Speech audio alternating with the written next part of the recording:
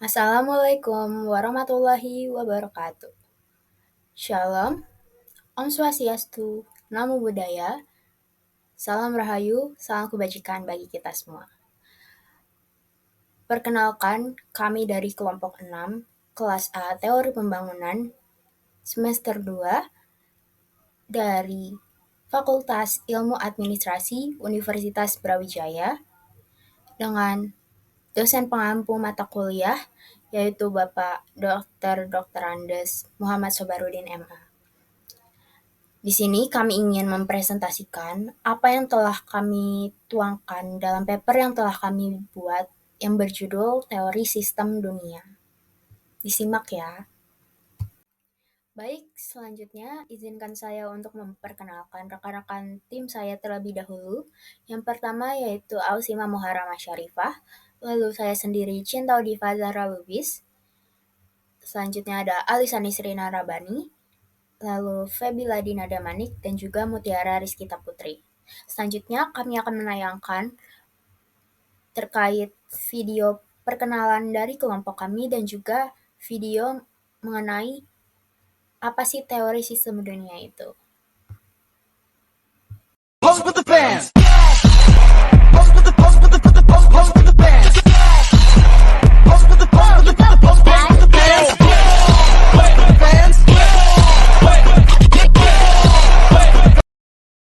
Let me explain world systems theory.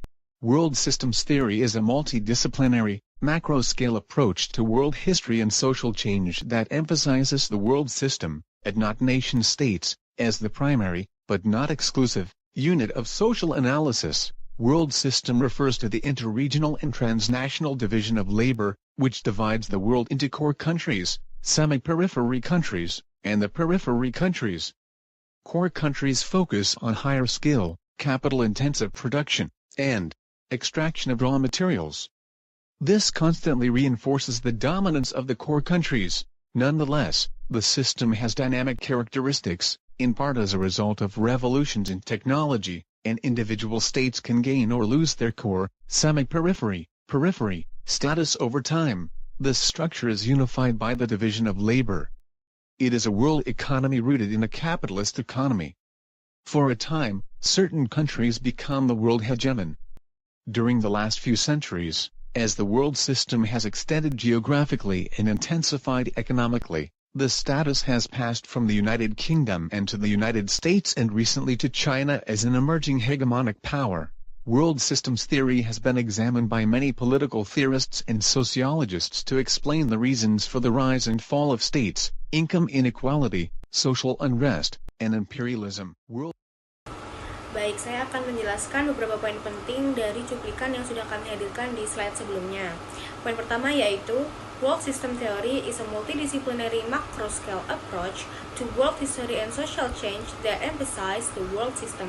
Itu artinya adalah teori sistem dunia merupakan pendekatan skala makro multidisiplin terhadap sejarah dunia dan perubahan sosial yang menekankan sistem dunia.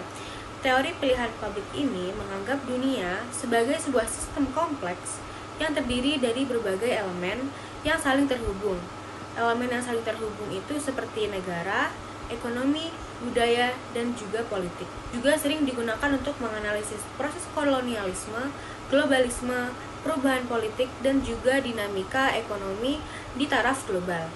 Poin yang kedua yaitu ada world system refers to the international religion dan transnational division of labor, which divides the world into core countries, semi-periphery countries, and the periphery countries.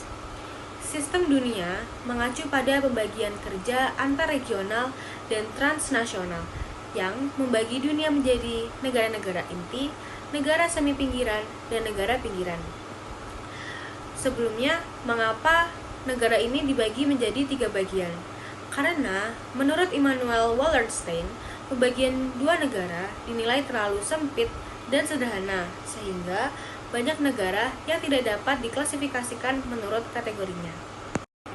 Jadi, secara garis besar, teori sistem dunia adalah teori yang menjelaskan struktur dan interaksi ekonomi global, membagi negara menjadi pusat, semi-periferi, dan juga periferi.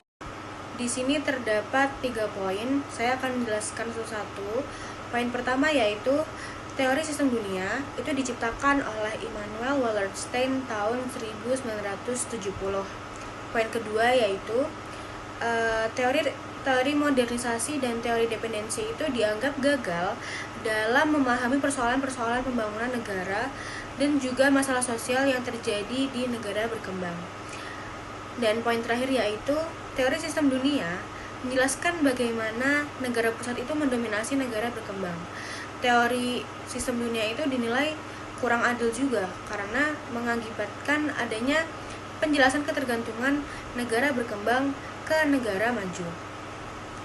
Di dalam teori ini yang lebih diuntungkan adalah negara inti karena mereka memiliki kontrol atas modal teknologi dan juga pasar global yang memungkinkan adanya eksploitasi sumber daya negara pinggiran. Selanjutnya ada 3 jenis sistem dalam sejarah. Teori sistem dunia menganalisis tantangan pembangunan dan perubahan sosial yang terjadi di dunia. Yang pertama ada sistem mini, yaitu sistem mini ini berbentuk kerajaan-kerajaan kecil ataupun model pemerintahannya yang memiliki otoritas di wilayah masing-masing. Namun, unit-unit politik tersebut terisolasi dan hampir tidak memiliki hubungan satu sama lain. Yang kedua ada sistem kekaisaran dunia atau The World Empires. Sistem ini lahir dari penggabungan dari sistem mini sebelumnya yang melalui proses peperangan dan invasi. Penggabungan tersebut membentuk kerajaan-kerajaan besar yang memiliki wilayah sangat luas yang bisa disebut sebagai imperium dunia. Wilayah imperium yang sangat luas menyebabkan kurangnya kontrol kekuasaan di daerah-daerah sehingga lebih longgar dan pengaruh pemerintahan pusat ini akan semakin lemah. Selanjutnya ada sistem ekonomi dunia atau The World Economies.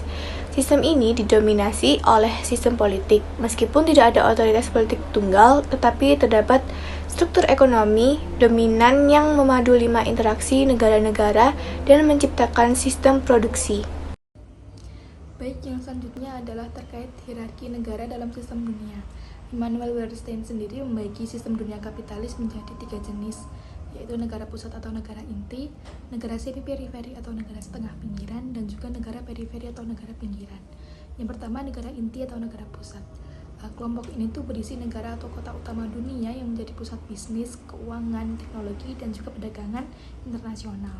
Nah, contoh dari kota-kota ini tuh seperti New York, London, Paris, Tokyo, dan juga negara-negara maju di Eropa Barat seperti Inggris, Perancis, dan juga Belanda.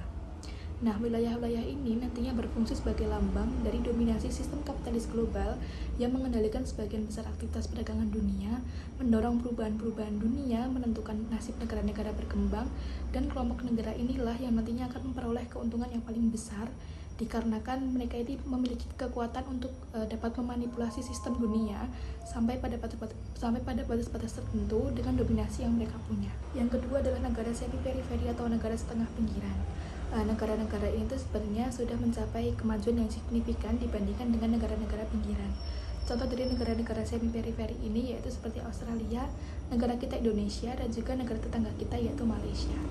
Kelompok negara ini tuh sudah berhasil mengembangkan industri yang cukup kuat dan maju, yang didukung oleh aktivitas perdagangan dan juga keuangannya memadai, serta institusi-institusi ekonomi yang mapan. Namun sayangnya negara-negara ini tuh masih cukup bergantung dengan negara-negara inti atau pusat, dikarenakan mereka ini merasa bahwasanya mereka belum mampu untuk menyamai atau bahkan melampaui kemampuan dari negara-negara inti atau negara pusat. Yang ketiga adalah negara periferi atau negara pinggiran, di mana kelompok negara ini tuh memiliki ekonomi yang tertinggal, sumber daya manusia yang kurang berkualitas, tata pemerintah yang tidak efisien, struktur sosial yang rapuh, dan juga ekonomi yang lemah dan sangat bergantung pada negara inti dalam hal modal. Nah, peran dari negara-negara pinggiran ini tuh sebagai pemasok bahan mentah untuk keperluan industri di negara-negara maju, sekaligus pasar produk-produk industri tersebut. Negara ini contohnya seperti Yaman, Afghanistan. Oke, karena tadi kan udah dipaparin materi yang banyak banget ya, dan pastinya kalian juga merasa bosan ataupun ngantuk. Jadi kita adakan ice breaking bentar ya teman-teman. Untuk yang bisa jawab ataupun kiranya mau jawab, bisa langsung raise hand ataupun on mic untuk jawabnya. Ini disclaimer, satu anak satu soal ya guys. Oke, langsung aja kita masuk ke soal nomor 1. Wah, kira-kira apa nih jawabannya nih? Ada yang bisa jawab gak? Oke, ada yang jawab Jepang, Kak. Bener gak sih? Kita cek jawabannya ya, guys. Oke, bener Jepang. Lanjut ke nomor 2 ya. Kira-kira apa nih? Kok ada merak-meraknya? Ada bisa jawab gak kira-kira? Oh, ada nih, Irak. Wih, bener gak ya? Coba kita cek ya. Oke, bener guys, Irak. Lanjut ke soal nomor 3, teman-teman. Ada cincin-cincinnya nih, kira-kira apa ya? Oh, ada yang jawab juga nih, Cina. Oke, keren banget jawabannya. Dan bener. Oke, kita lanjut ke last question ya. Wih, ada ore-ore yang jadi lapar ya siang-siang. Kira-kira jawabannya apa ya? Wih, oke, bener banget, keren banget sumpah. Korea, oke. Mungkin cukup sekian ya ice breaking dari kita. Kita lanjut ke materi selanjutnya. Baik, selanjutnya di sini saya akan menjelaskan mengenai strategi kenaikan kelas negara. Jadi dalam teori sistem dunia ini, negara-negara yang ada ini bisa saja mengalami perubahan status sosial ekonomi. Bisa saja naik ataupun turun klasifikasi suatu kelas. Nah, hal ini terbukti pada Perang Dunia Kedua yang terjadi pada negara Inggris dan Belanda. Jadi mereka adalah negara pusat tadinya, tetapi turun karena tergantikan oleh Amerika Serikat setelah terjadinya kehancuran di Eropa. Lalu selanjutnya menurut Immanuel Wallerstein, ada 3 strategi kenaikan kelas negara. Yang pertama itu dengan merebut kesempatan yang ada. Jadi negara pinggiran melakukan industrialisasi substitusi impor. Sebagai contohnya nih negara pinggiran tidak mampu mengimpor barang industri karena mahal. Tetapi komoditas primer mereka ini masih sangat murah, jadi mereka merebut kesempatan dengan mengambil langkah berani, yaitu melakukan industrialisasi substitusi impor. Dengan merebut kesempatan melakukan langkah berani tersebut, bisa saja negara pinggiran itu naik menjadi negara semi pinggiran. Selanjutnya, yang kedua adalah undangan kerjasama, yaitu negara pinggiran diundang MNC untuk melakukan ekspansi. Jadi perusahaan-perusahaan industri raksasa di negara pusat ini membutuhkan ekspansi keluar, lalu muncullah MNC ini. MNC itu apa sih? MNC itu perusahaan multinasional, teman-teman.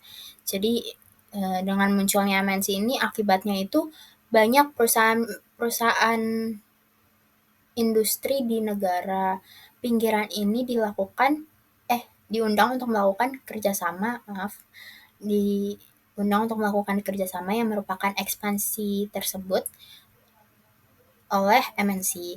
Nah, dengan melakukan kerjasama itu, mungkin saja kelas suatu negara dapat naik dari yang tadinya pinggiran menjadi semi pinggiran. Lalu yang terakhir ada dengan cara kebijakan memandirikan negaranya, yaitu negara pinggiran menasionalisasikan perusahaan asing untuk melepaskan dirinya dari eksploitasi negara pusat ataupun maju. Nah, kebijakan ini sudah dilakukan oleh 2 negara, yaitu Peru dan Chile, untuk melepaskan negaranya dari eksploitasi negara-negara maju. Tetapi strategi yang satu ini keberhasilannya tergantung pada kondisi sistem dunia pada saat itu. Pada saat menjalankan kebijakan tersebut, apabila memang memungkinkan maka berhasil, tapi jika tidak maka gagal. Pengaruh teori sistem dunia. Yang pertama yaitu pemahaman dinamika global. Menganalisis sistem ekonomi kapitalis global, di mana sistem ekonomi kapitalis global mempengaruhi setiap aspek kehidupan masyarakat, termasuk hubungan antar negara dengan individu. Nah, dengan memahami dinamika global, negara-negara dapat merancang kebijakan yang lebih efektif untuk meningkatkan kesejahteraan masyarakat. Nah, yang kedua, kesadaran ketimpangan struktural, yaitu mengurangi eksploitasi negara pinggiran oleh inti. Hal yang dimaksud di sini ialah pemahaman mendalam mengenai hubungan yang tidak seimbang antara negara-negara inti dengan negara-negara pinggiran atau periferi, atau negara semi pinggiran atau semi periferi.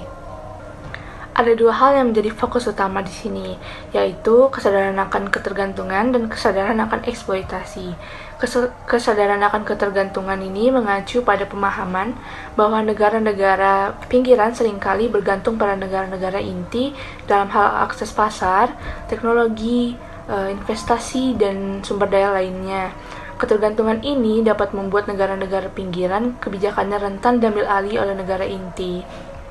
Yang kedua yaitu kesadaran akan eksploitasi, yaitu mencakup pemahaman bahwa negara-negara pinggiran seringkali dieksploitasi oleh negara inti melalui praktik-praktik seperti harga bahan mentah yang rendah, upah buruh yang murah, ketidaksetaraan dalam perdagangan internasional.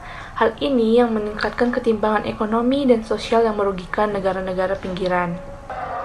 Nah, pengaruh yang terakhir itu yaitu landasan kebijakan pembangunan, yaitu mendorong reformasi sistem ekonomi global. Hal ini mengacu pada upaya untuk melakukan perubahan struktural dan kebijakan dalam sistem ekonomi global yang tujuannya untuk mengurangi ketimpangan, meningkatkan keadilan, dan menciptakan kondisi yang lebih adil bagi semua negara, terutama negara berkembang dan terbelakang. Perbedaan dengan teori dependensi. Yang pertama ada unit analisis yang berarti sistem global versus negara individual.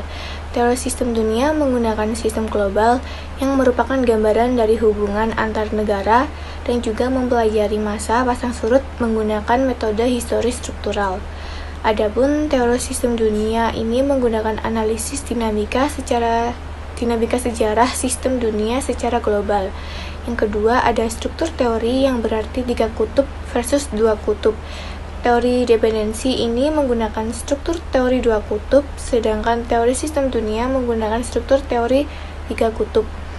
Lalu, teori dependensi ini menyatakan bahwa pembangunan bersifat searah dan deterministik dari negara pusat ke negara pinggiran. Sementara teori sistem dunia menyatakan bahwa arah pembangunan ini lebih fleksibel dengan adanya peluang perpindahan status suatu negara dalam sistem dunia. Yang ketiga ada fokus kajian, yang berarti dinamika sistem versus hubungan ketergantungan. Jadi teori dependensi ini tidak hanya melihat ketergantungan sebagai masalah ekonomi semata, sedangkan teori sistem dunia tidak lagi melihat batasan-batasan dunia sebagai faktor penghambat yang menentukan. Selanjutnya, teori dependensi ini tidak lagi menekankan keberadaan ketergantungan universal, sedangkan teori sistem dunia tidak menyoroti seberapa besar pengaruh sistem dunia terhadap nasib suatu negara tertentu. Nah, untuk kesimpulan sendiri itu ada 3 kesimpulan, yaitu klasifikasi negara, pengaruh signifikan, dan perbedaan dengan teori dependensi. Nah, yang pertama itu klasifikasi negara. Teori sistem dunia yang dikembangkan oleh Immanuel Wallerstein merupakan respon terhadap kegagalan teori modernisasi dan teori dependensi dalam memahami persoalan pembangunan dan kemiskinan di negara-negara berkembang. Teori ini mengklasifikasikan negara menjadi 3 jenis, yaitu negara inti, negara pinggiran atau periferi, dan negara semi-pinggiran atau semi-periferi yang digolongkan berdasarkan kekuatan ekonomi dan politiknya masing-masing. Nah, kesimpulan yang kedua itu yaitu pengaruh signifikan. Teori sistem dunia memberikan penjelasan tentang keberhasilan pembangunan ekonomi negara-negara pinggiran dan semi-pinggiran melalui analisis global. Teori ini menyoroti pengaruh ekonomi kapitalis global dan mendorong kesadaran tentang struktural global yang tidak adil. Nah, kesimpulan yang terakhir yaitu perbedaan dengan dependensi. Teori dependensi lebih fokus pada tingkat negara atau nasional dengan menggunakan teori 2 kutub, sedangkan teori sistem dunia menggunakan unit analisis global, dinamika sejarah sistem dunia secara global, struktur teori 3 kutub, dan luas kajiannya tidak hanya pada negara pinggiran saja, tetapi juga negara-negara semi-pinggiran dan sistem ekonomi dunia. Baik, mungkin cukup sekian presentasi dari kelompok kami. Bila ada kesalahan mohon dimaafkan karena kesempurnaan hanyalah milik Tuhan. Terima kasih. Wassalamualaikum warahmatullahi wabarakatuh.